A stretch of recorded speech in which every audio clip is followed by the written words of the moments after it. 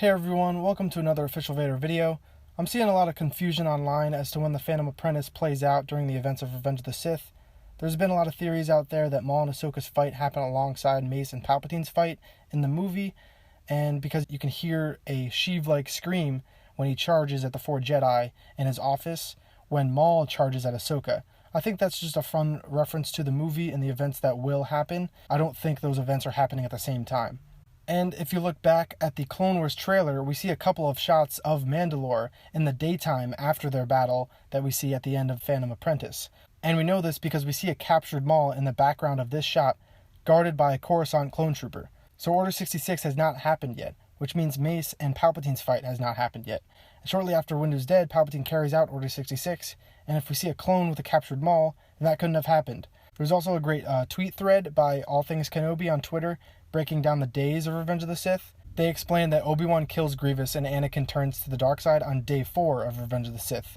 I know a lot of people out there think Revenge of the Sith spans months, but it doesn't. It spans like 10 days. It only takes Anakin to turn to the dark side in 4 days. And people think that Padme's pregnancy doesn't make sense, but she's hiding her pregnancy, so that's why it doesn't look like she's fully pregnant the entire movie. But the movie only spans days. So right now, the Phantom Apprentice is on day 3, and then we're going to see the next day in the next episode, which is day 4, which is when everything goes to hell.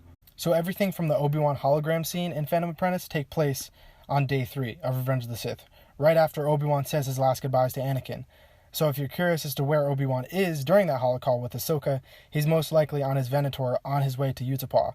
And that means when Ahsoka tells Obi-Wan to tell Anakin and he says, "I will," he probably can't because he already said his goodbye to Anakin that we see in the movie. So he's probably on his Venator, and that's when he calls Ahsoka when she's on Mandalore. To further prove my point, you also see a scene in the trailer, the Clone Wars trailer, where Mace Windu says, "It is time for the Jedi to end."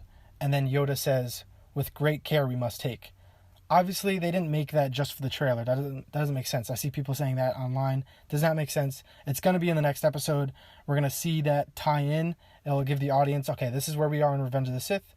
Mace and Palpatine's fight has not happened yet. Maul and Ahsoka fought last night. Maul has been captured. And then this goes down. So to sum this video up, it just means that the next episode will probably give us Order 66 on day 4 of Revenge of the Sith. I hope this clears things up for people who weren't really sure of the timeline or were starting to believe people online. I also do know the title for next week's episode. It's not really a spoiler, but if you don't want to hear it, just, turn off your volume for like a second. It's called Shattered. That's definitely going to be Order 66.